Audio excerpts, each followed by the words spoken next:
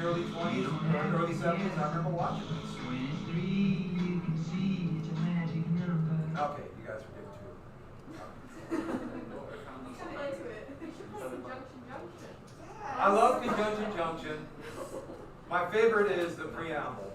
Yeah, that's good. That's how I memorized the preamble at 5 years old. I did. 5 years old, I did the preamble to the U.S. Constitution. My nose is running. I'm doing my math today. Oh. I'm just like you today. And it's running? Yeah. Oh, if you want, I just like carry around a whole bunch of Kleenexes with me. Oh. Like, do you want some? Well, we can't use it because it's not. And actually, that's the big thing is air. It's aerosol. I'm trying to find. If you just need any. Sorry, it's not working. I thought you. Okay, good. I got it. It finally came on. So we are live, people. Oh no. Come on. It's not that it's hard, but all the little things dealing with doing online, you just. I know you guys love being digital, staying at home, right? It's okay. It could be. For some classes, it's harder. It's just a pain. Everything just takes longer. That's my whine. I'll just keep saying, oh, everything just takes longer to do. So you don't really learn as much. You don't really learn as much as how I feel. No, it's so much easier in class. You get the feeling of it. I don't know if people are getting things. You know, it's hard online. Yeah. I guess it's better than not being or being totally at home than what it was. You know. Speaking of that, I'm checking the news. 323 new cases today. Mr. Duncan's out. Did you hear about that? What's that? Mr. Duncan, you know him? Yeah. He's out because his wife got it. So now we have a sub. I heard.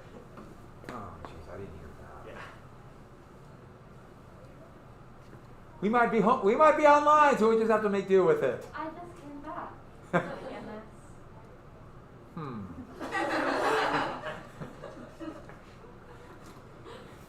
They came back. Cases go up. You're causing them. That's what we call syllogism. That's a wrong. Okay, let me talk about Socrates. All right, so moving on. Rolling Thunder. That is a little bit.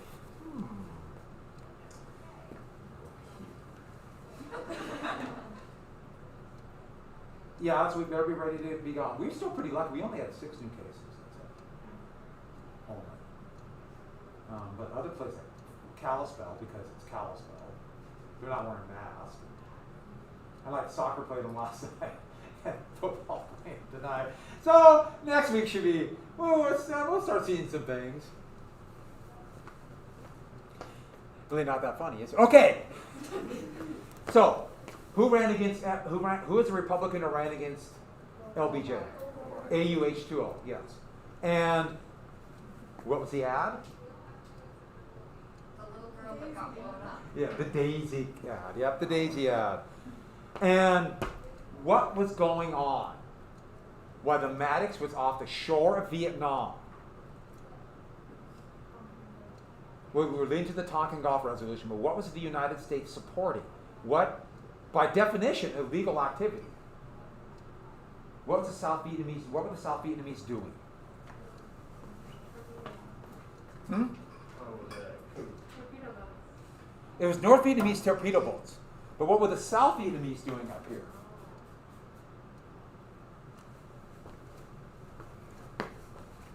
Commando raids. Yeah, they were doing raids against North Vietnam. And the U.S. was covering them. So North Vietnam did not do an unprovoked attack.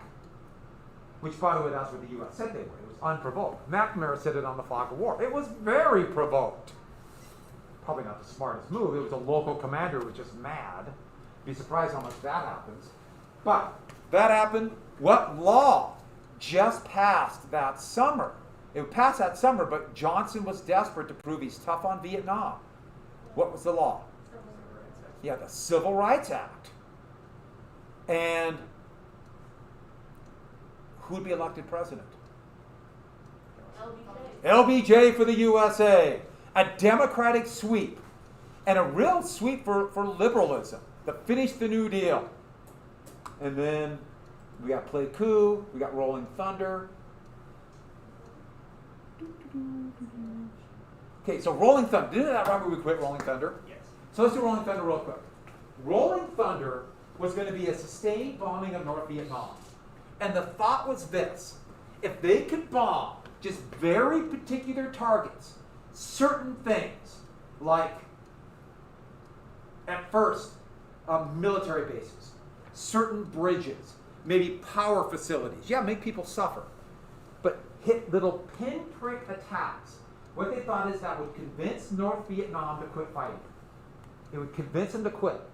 At the same time as Rolling Thunder. At the same time. And I don't have a slide for this, so put this down. Johnson offered North Vietnam a huge aid package. Billions of dollars. So basically he said was, we have the carrot. Here's an aid package. You give up supporting North Vietnam, and we'll help you build dams and hydroelectric power and all this. And then what's the stick? Rolling Thunder. And remember, the fighting's in South Vietnam.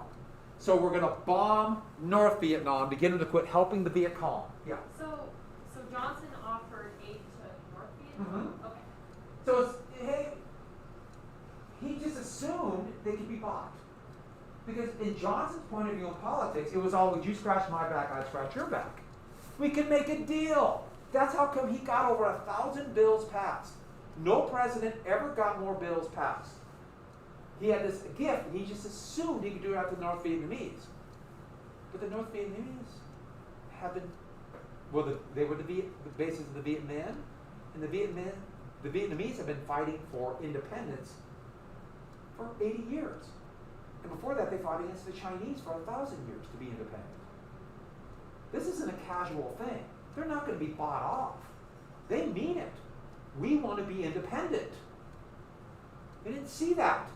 We just assume they're doing it because the Soviets are making them do it.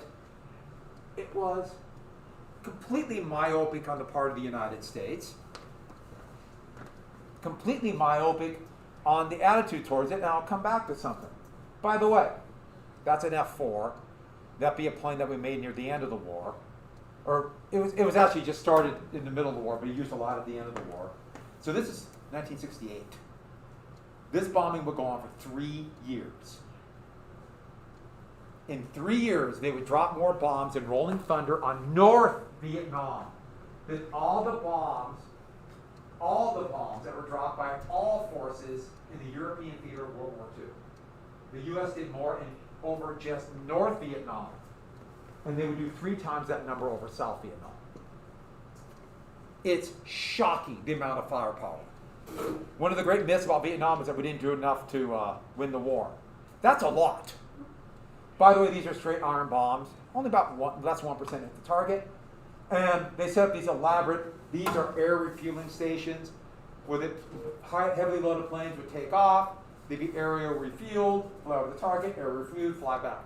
Thailand, bases in South Vietnam, Philippines, Okinawa, Guam. A massive, very expensive operation to convince them to quit fighting. The problem is, how many targets were there in North Vietnam?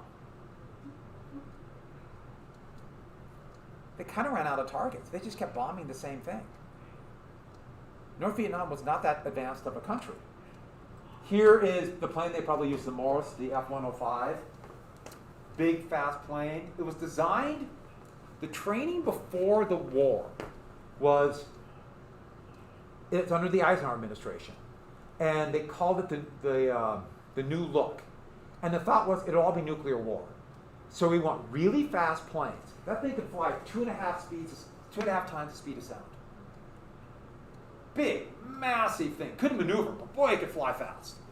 It could carry 20,000 pounds of bombs or a medium-sized nuclear weapon.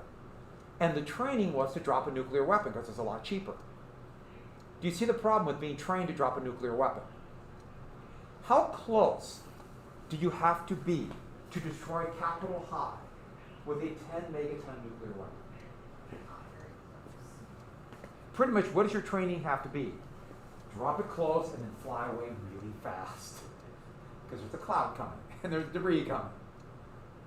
But imagine flying at 30,000 feet at 2.5 times the speed of sound, and then try to drop a 500-pound bomb on Capitol.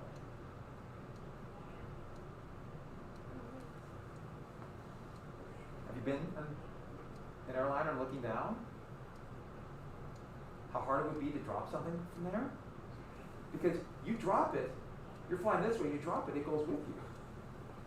So you have to time for that. So if I'm going to drop it on your desk, I got to drop it here. You see the problem? And that accounts for all kinds of wind and everything else. You know how hard that is? How much training? We were totally ill-trained for this fight. Totally ill-trained. Totally out.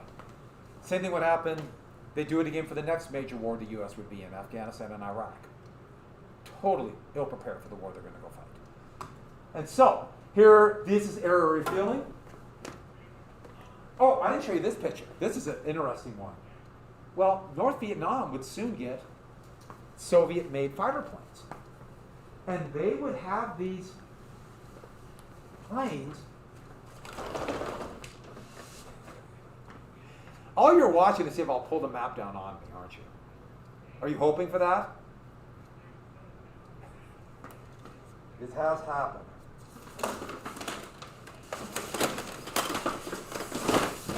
Okay, put this down for Rolling Thunder. One of the things about Rolling Thunder is they decided we can't bomb near the Chinese border. They don't want to accidentally bomb China. Just a decade earlier, they had fought China in a horrible battle of stalemate in Korea. Also, China had just exploded their atomic bomb. They don't want World War III. So, they don't go up here. So North Vietnam started getting fighter planes, and anybody want to guess where they put their airfields? Right up here. And so they started shooting down the heavily loaded American planes. And the Americans had no idea. Now, here is a good picture, though, where one of the F-105s, after they dropped their bombs, they turn into the Hunter. And that is an American, that's the tail gun, or the gun camera of an F-105 fighter, and its cannons just hit a Vietnamese MiG-17 fighter. But started losing planes, and this was not going well. Pretty amazing shot, though, isn't it? And air refueled. Here is an F-105 flying over Hanoi, but here's another thing. They started getting Soviet surface-to-air missiles. Here is a Soviet SA-2 flying up, and you see it exploding and plane just getting away. And these missiles were these massive things, a little bit longer than a telephone pole. And they would come up, they could fly up to 100,000 feet, but they would come up, and the whole idea was they would have this massive explosion, as near to the plane as they could. It would put shrapnel out, and then what would happen? The plane would fly into it and knock them down. It's really impractical. Modern surface-to-air missiles, they want to actually try to hit them, which is really hard to do, but that's what they try to do. But back then, they didn't have the guidance to do it. And they started knocking American planes down. Then the United States also began Operation Arc Light. And Arc Light was to use heavy bombers. Anybody know what plane that is? It is still in the U.S. Air Force today. It is the B-52, the Stratofortress. It's a heavy bomber that was designed to fly over the Arctic with atomic bombs and bomb the Soviet Union. But it could carry 40,000 pounds of bombs, and it'd be modified to carry 70,000 pounds of bombs. To give you an idea, a B-17 that would fly and bomb Germany in World War II, it could carry more, but to carry extra fuel and other machine guns to defend itself, carried about 2,000 to 4,000. This thing's 70,000 pounds. And they began sustained bombing of suspected Viet Cong bases in South Vietnam. They would fly at 30 to 40,000 feet and rain bombs. So if it's 70,000 pounds of bombs, that could be, you think how many 1,000 pound bombs that is. They would pack them full of 1,000 pound bombs. And they would start dropping them in a long line of bombs. And if a plane's flying at 40,000 feet, can you hear it? Maybe, but you ever get that feeling when the plane is flying, you might see it first, like you hear the sound of a distant plane, but it's like already way out. What warning do you have? And there's something else. There's just a bomb. Does it know who the Viet Cong are? Or a villager? Or a child? Can it tell the difference? They would bomb areas of suspected VC bases. Where are the VC based? Right amongst the villagers. And they started bombing and killing villagers. That was the thought of the strategic hamlets. They thought the strategic hamlets, they'd make those hamlets and everything outside they could bomb. Didn't work. You bomb villages of people who just want to survive. You bomb them. Those who do make it out of that, what do they become? Members of the Viet Cong, don't they? During the American Revolutionary War, the British bumbled and stumbled through the South, called the Southern Strategy. And what did they create? Patriots. And that's what this does. And I should add, it's a weapon of terror. If one of these, if 1,000 pound, or you also use 750 pound bomb hits near here, it makes a 20-foot crater. But the shockwave will go for 100 yards. And if you're caught in the shockwave, it could kill you or break your back. There's stories of people being near the shockwave and they're flattened and spinal fluid is spewing out their nose and their ears. This is a weapon of terror. And this is one of the things, if you get this idea, they're sitting back there, okay, in Washington, D.C., and they say, okay, we know they're infiltrating here. So we'll put lines of B-52s and bomb there from bases in Thailand or Guam. Not thinking about what it's causing. Because they're back in Washington, D.C. making this plan, or in Saigon, looking at a map. With the map, you don't see how heavily populated this is. This is just a horrific war. That's why you see parts of Vietnam to this day. Because these are jungles. And the jungles of soils are always pretty leached out. So if you kill the vegetation that's there, it would take hundreds of years for the vegetation to come back. So they're just miles. And I'll show you some of these pictures of just craters. Still, to this day. Just there. Because then nothing will grow back in. It's just kind of this green kind of moss stuff. And so here's B-52s. There's a line of shells, holes, and this would be all. Where was the main target? Along the Ho Chi Minh Trail. Why were they doing this? If we could knock out the North Vietnamese and make it difficult to resupply the Viet Cong, they'll quit.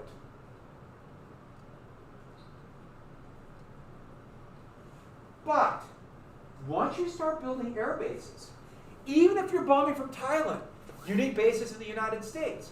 The United States. You need bases in South Vietnam. You need bases for, one of the big things you need bases for is what if your plane's shot down? You need a base for your helicopters and planes to protect them to go to rescue the pilots. I mean, you need bases. Pleiku was hit. They're starting to expand bombing. Johnson is thinking, I don't want 5 or 6 more Pleikus. Oh, and there's something else coming down the road. While this is happening, the Voting Rights Act. The Civil Rights Act did not do anything about voting rights. And there would be 2 Selma to Montgomery marches in one of the most segregated states, still is, Alabama. The first one would be horrifically bloody. The second one would be more protected by U.S. Marshals, but still, to demand African Americans, to demand that they can vote and get the right to vote that they lost after Reconstruction, that was taken away. And they're going to push Johnson. Johnson tried to say, hey, I got the Civil Rights Act. Patience. Well, it's always easy for somebody who already has the rights to sell somebody who doesn't. Patience. I mean, I always think about somebody who has just got done eating a dinner while someone who hasn't ate for a week and say, I just ate the food. So we're okay. Just have patience, and tomorrow you'll get a dinner. Maybe next week. Now you guys could take it, because we're tough. But out there, couldn't do it. Okay, I couldn't make it in 10 minutes. But, no, they're going to make Johnson act. And by the way, that's how change happens. And those in power will bitterly attack protesters. They come out in the street, change happens. And yes, they're going to be called communists. Then it was communists. Today they're called anarchists. I'm always amazed how it cycles around. Back in the 1890s, they were called anarchists. Bomb-throwing anarchists. And people think, oh, it's never happened like this before. People of power did the same thing 130 years ago. It's just, this cycle just keeps coming. It's better, if you don't know history, though, it's easy to fool. They're pushing Johnson, and Johnson realizes, I got to do it. We need Voting Rights Act. They made me do it. So Johnson, it's not like Johnson, like, I will get voting rights, but they pushed him. Wait a minute. We just have rolling thunder. We have bombs. Can he get voting rights? And he also wanted a couple other things. Can we get those passed if our soft on communism? What does he feel? Probably wrong, but what does he feel he has to do? More bombing, and if we have more bombing, we need to protect the bases. You see the problem? This stumbling into escalation. This is why I always refer to this as a tragedy. Like a Greek tragedy where a series of events happen. And you could see they're going to be bad, but the protagonists just keep doing it. And you know it's going to end badly. So, they send in the Marines. The very first Marines land at Da Nang. Now, Da Nang, right here. Why Da Nang? There's an air base, but it has a harbor. There's very few good harbors. So they land there. And they literally hit the beach. 6,000 Marines landed like it was Iwo Jima in World War II. They had landing craft, and they came storming off with pack. Here they are in the water, like they're going to meet Viet Cong on the beach. This was all done for the television cameras to give the implication that, wow, this is serious. I mean, they could have just landed and walked in, or they could have flew in on a helicopter or a plane. And they were met on the shore. Oh, here's a picture of them coming ashore. They were met by young South Vietnamese girls who handed them thank you notes and candy. So it's kind of this surreal experience. And it's just like unreal. And then within a day, this is a picture of Da Nang with girls in bikinis watching them. It was just surreal. But McNamara kept saying to Johnson, okay, we do this, North Vietnam will back down. We do this, they'll back down. And they kept saying, we'll go back to the peace table. McNamara was a little bit duplicitous in that movie. Doesn't mean the movie wasn't great. I thought the movie's fantastic. But he's trying to make himself look better, which is a human failing. You know, we all do, right? You know, we all do. The problem is him trying to make himself look better when there's a lot of people with very long memories about this. So he kind of talked about this whole life. You know, a couple times he said, I don't want to talk about that. I don't want to talk about that. Because they have been talking to him about this and accusing him since this time. By the way, you can see why Johnson called him his lard hair man. That was the style. When you washed your hair, male or female, you washed it at night. You washed it at night, and in the morning, to style it, what men would do is they would squirt this thing like Brill cream or something. You ever seen that? It's basically just kind of greasy Vaseline stuff, and they put it in their hair and slick it back. Women would spend hours trying to get their hair from whether they were sleeping to the way they wanted to look. It was a big deal that shampoo companies convinced people to start washing their hair in the morning. That was a big deal. And obviously very successful. You know, most people, that's one of those things. But back to this. He kept saying it. So we send the troops, it'll be okay. But what's going to happen is, very quickly, these troops, the Viet Cong will be lobbing mortars at them. Don't want to go out and get them. And and soon they're going to want to go out and fight them. They're soon, I want to go out and get them. And this is the trail of escalation. Now, everybody look back in their notes when I wrote down the reasons why Kennedy escalated. Let's look at those reasons. The reasons Kennedy escalated. What city were we? Yeah, West Berlin. I put down Berlin. I still think of West Germany, East Germany, West. It's weird. I was just so ingrained. Even most of my life, it's been the other way now. But what's another one? Yeah, the domino theory. What's the other one? Civil rights. Yeah, civil rights. It's not a heck of a lot different by 1965. And lastly, Re-election. what's Johnson thinking? Johnson is never not thinking about re-election. If you run for office, regardless of what you want to do, the number one thing you think about is re-election. You want to be re-elected. He can still run for another term. Johnson is thinking this, but Johnson's a little more complex. Johnson has other reasons. So think about Vietnam, and let's get to Johnson's reasons. First off, we've already mentioned it before. Save the Great Society. He won't put against the Great Society, and that includes civil rights, which the Voting Rights Act is literally coming to a vote when he sent the Marines in. JFK made Vietnam important.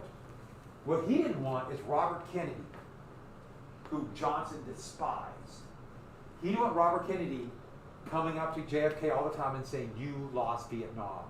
That was my brother's legacy." Johnson didn't want to be the mistake between the Kennedys.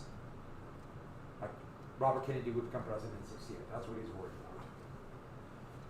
And this whole credibility in Berlin.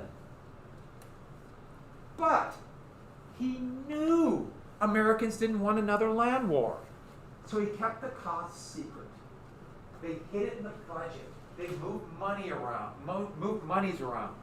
If there's a war, normally a country would call out its reserves. A National Guard for the United States, they didn't call out the reserves. They didn't call out the National Guard. Get that down. They didn't call out the National Guard. Why didn't they call the National Guard? Because who makes up the National Guard? These are men and women with families. They live at home. They're part-time soldiers. This would have a huge impact on families. So they're going to rely on volunteers and draftees. Now, see Johnson's reasons? Kennedy's reasons. What is missing from those reasons? Look at it. Look at Kennedy's again. Look at Johnson's again. What is missing? What big thing is missing? Not just from Kennedy and Johnson. So JFK's legacy was a domino theory, so that fits in there. Look at both of those reasons. What's missing from both? Exactly. There's nothing about South Vietnam. This wasn't about South Vietnam. It had nothing to do with South Vietnam. They just happened to be the place where it was happening. What was more important? The Cold War and domestic politics. And so much of the Cold War was about domestic politics.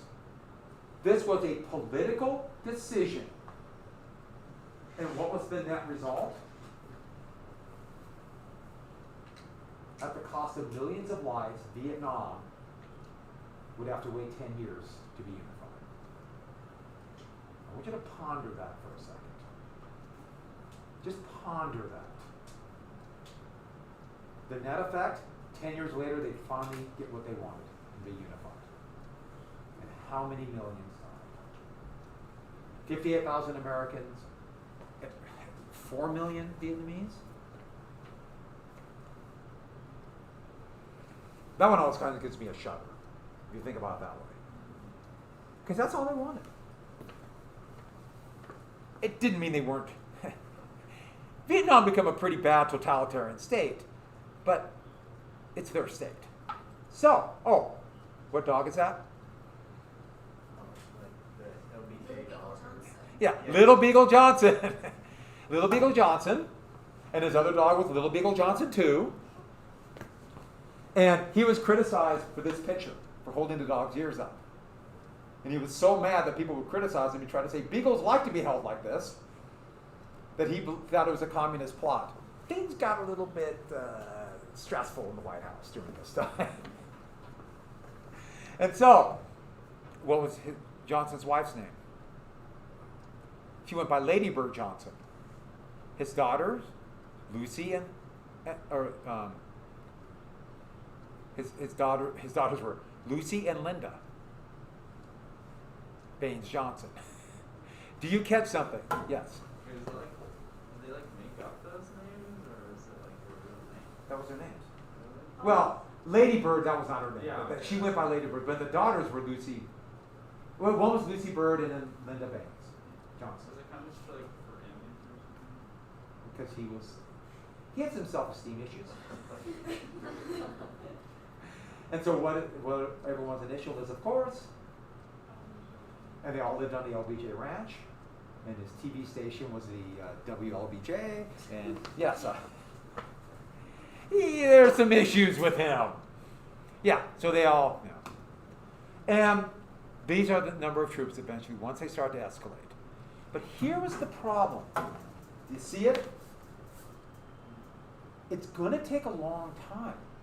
Johnson hid that from the population. He was told, if we're going to start sending in troops, they don't have the infrastructure. They need bases. They need harbors to bring in the supplies. They literally had to make them. Cameron Bay, which is this bay with a tiny, just a couple little piers, would become the third biggest port in the world in 1967.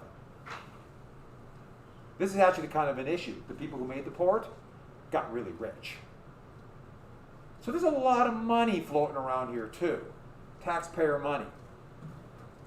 But it seemed to kind of work. I forgot to put Medicare. But Medicare, Medicaid, and the Voting Rights Act all passed. It all passed that summer. It seemed to work. Johnson thought, I can do it. I can be tough in Vietnam, guns, and I can bring social programs that people need, butter. Guns and butter. We can do it. We can do both. And that's what they call it, guns and butter. They said it all the time, which sounds, yeah. Mm-hmm. So why is it that he had to commit more forces in order to help with the civil rights issue? Did people not want to go along with the civil rights? Or? Oh yeah, there's massive fighting in civil rights. Okay. And so he thought the only way I could push this through is to convince a few Republicans and Democrats. Southern Democrats were totally opposed. Mm-hmm. To convince them that they might have been against it, but Johnson is so politically powerful they have to go along with it. Okay. But if Johnson loses in Vietnam, he thought he would lose that political power, Okay. and therefore be easier for people to go against him. Okay. That was basically And you see this a number of times in history. It happened to FDR when he tried for court packing in 1937. He thought he could grow the Supreme Court because it was a very conservative court. And he lost conservative Democrats. Now you're vulnerable. He kind of went too far. Which is kind of interesting because we're talking about the talk of court packings coming back. We live in amazing times, people. We'll talk about the election a little bit. By the way, I forgot to put Medicare. What's Medicare? Healthcare for whom? the poor? Medicaid is healthcare for people who can. Oh, then And it's a lot for elderly too. So Medicare is what? Healthcare for whom? You're young, so you don't know yet. That's my hint. Maybe I didn't hear you say it. workers. The elderly. Medicare is healthcare for the elderly. It's national health insurance for people once they get over 65. 65 and older. And it is, along with Social Security, like the most popular things government does. It's really, there's flaws in it, but very efficient program. Medicare is a little broken down, but that's health care for people who can't afford it. Every state's different. But elderly get this a lot. 2/3 of all rest homes and nursing homes are paid for by Medicaid. 2/3 of all childbirths are paid by Medicaid. And so government health insurance, we have a very complex system of health care. If you don't know now, boy, will you know later. Boy, you're going to know, especially since Obamacare is probably dead. And then, Voting Rights Act, that was passed. That has been overturned in 2011 by the Supreme Court. But that's another story for later on. And so with that, we have it got very conservative Supreme Court. So it seemed to work, but to do it, Johnson, where is it at? There's a slide that's missing. So just act like this. In June of 1968, or 65, I'm sorry, maybe I erased it. June of 65. June of 1965, Johnson very casually announced at a press conference that he's sending 3 divisions of the U.S. Army to Vietnam. Remember I told you the Marines wanted to go out and get them? When the Marines started battling, they realized they didn't have near enough men. Johnson just very casually mentions this. These aren't advisors. These are combat forces. And said, and we'll send more troops if necessary. Meaning escalation. This is full-scale war, and they'll soon be into combat, including the most advanced U.S. unit, the 1st Air Cavalry Division. Helicopters. And they thought the helicopters would turn the tide of the war. And that's what he sent in. And then what happened? Those bills were passed. I thought I had the slide. I went out over, I'll come back to it. I must have forgot the slide. Or I'll go about halfway down and know the slide will be. Maybe I sent it to another teacher. So with that, that's how it seemed to work. But here's the problem. Once you send combat troops in, how do you get out? Because if you pull combat troops out, then it really looks like you're what? Say it again? Soft on Not only soft on communism, but scared. You're running away. If they just pull out advisors, you could say, hey, we won. Or that's what you say. We won! And pull out. Now you can't. They bumbled into this, but it seemed to work. But he never bothered to tell the American public that it's going to be a while before we get enough troops. So they begin to pour troops in. The commander of U.S. forces, all forces in Vietnam, was General William Westmoreland. World War II veteran, intelligent man. He got his training in armored combat. They all did. Tanks. That's what they thought the next war would be. Nuclear bombs and tanks on the plains of Germany. That's what they assumed the next war would be. Fighting between East and West Germany.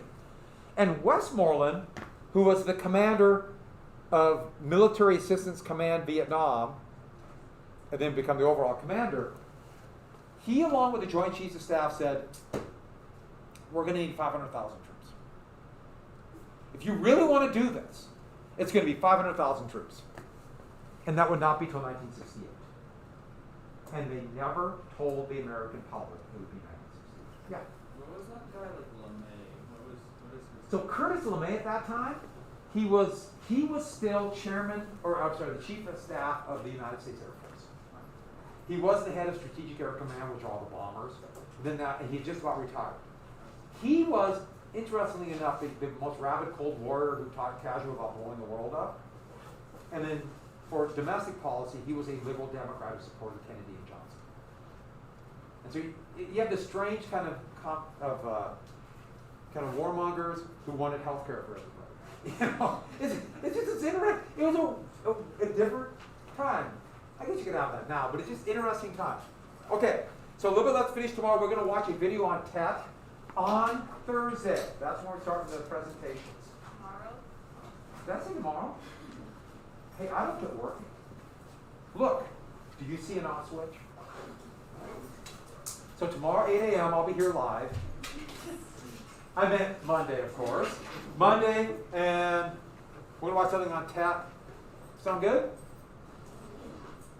It's supposed to be really cold this weekend. Between 40 and 50 below zero. And with the wind chill, 1,000 below.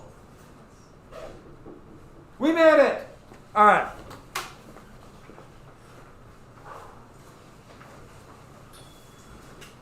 Who has noticed if they wear a mask for a long time, Who forgets to breathe? Yeah. You know what? I forget to breathe. I have asthma, so I've been forgetting to breathe since I was born. So. I forget. Maybe not like, but I mean like take a deep breath. Oh, If you yeah, took- yeah. And so I take like just a little breath, and next thing you know, I'm like, It becomes manual. He's sucking. Walk about someone, I walk upstairs. I'm just like walking for a long time. I just like forget. And I'm like, oh, I have to do this to live. is that where your mind goes? I must do this to live. Have a good weekend, everybody. I'll see you Thursday. Good job today. What's your shirt? Oh, Columbia's. It was kind of stretching. I couldn't see it. Okay, that's cool. That corporation needs advertising. Have a good weekend.